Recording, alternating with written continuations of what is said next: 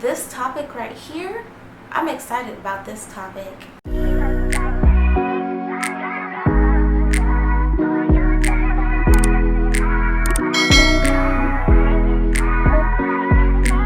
Hey guys, welcome to my channel. My name is Destiny, and if you've seen my face before and you haven't subscribed yet, then baby, what are you doing? Subscribe. See, I was on TikTok and I came across a couple of videos about twin flames on my For You page, and I was like, oh, this is what we're doing. If you guys don't know, I used to be a New Age. I grew up doing New Age practices. A big part of my testimony actually had to do with twin flames. You can go watch this video and get all the tea. This topic right here, this hits real close to home, right here. Seems like it's trending now, not only among spiritualists, of course, or people who practice New Age, of course, but also trending amongst Christians. Typically in Kingdom Spouse videos, I've seen a couple mention twin flames. Let's just get into the video because I'm tired of seeing it.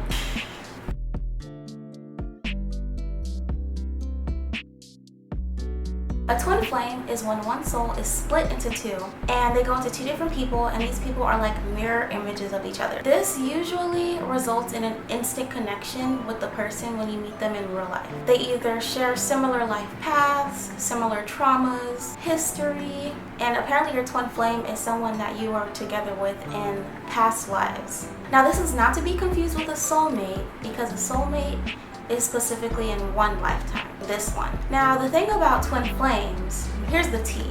The relationship tends to be super messy. It's very difficult when you guys actually come together. This is because if you don't do the work to ascend and heal, then you will be confronted with all the things about yourself that you disdain. And if you're not ready, this relationship turns into a chaser-runner effect. So another thing about twin flames is that a masculine energy and a feminine energy plays a big role.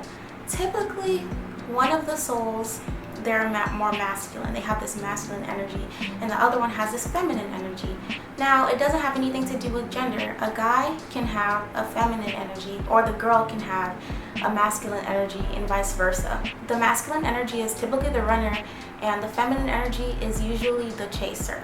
There is usually some type of season of separation involved. As a feminine, your masculine is running out there, living their best life, doing whatever they're doing in all the relationships they want to be in, just living it up, while you're supposed to be waiting for them, working on yourself, building yourself up. During this season of separation, you can actually develop something called separation sickness, because typically it can be a very painful situation. The difficulties of the twin flame dynamic is really supposed to build you up and transform you as a person. I actually went through this, and I actually addressed that in my testimony video. Now, apparently an actual union is very, very rare. You may come into contact after seasons of separation, just because typically these relationships have such an intense emotional intensity that you're gonna come back eventually. If that masculine is not ready, then he's gonna run away.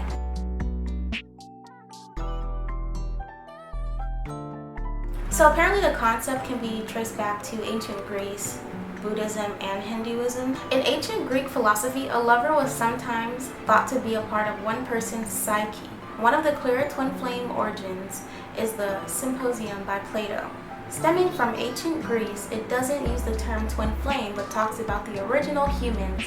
These original humans were high energy beings and presented a threat to the Greek gods. To answer this threat, this split these humans into two parts, which caused pain and anguish to each twin.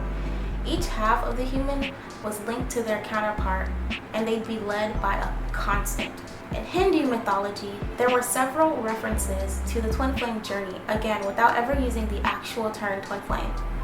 The most obvious reference is Shiva and Shakti, a manifested combination of both consciousness and energy, a masculine and feminine force joining together.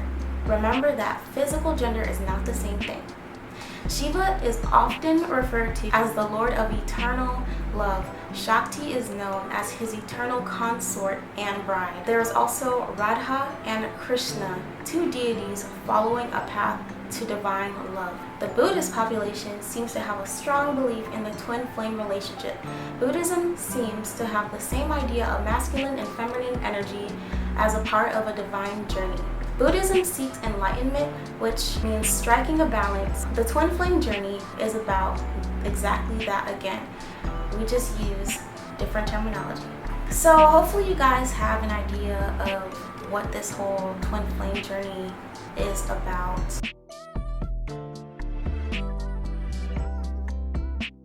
So the short answer is no, and let me tell you why. The idea of a twin flame is rooted in New Age theology, and also reincarnation plays a huge role into the idea of a twin flame. So the whole idea of a twin flame is that you guys were once together in past lives.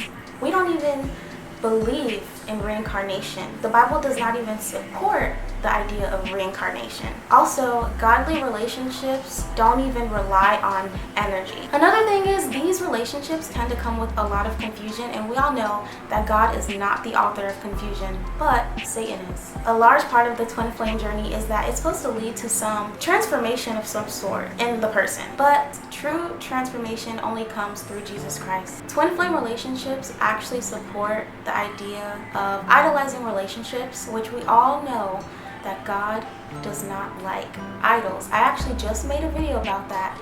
I'll link it down below. God hates idols. He was literally about to destroy a whole group of people over idols. Yes, so God said himself that it's not good for men to be alone.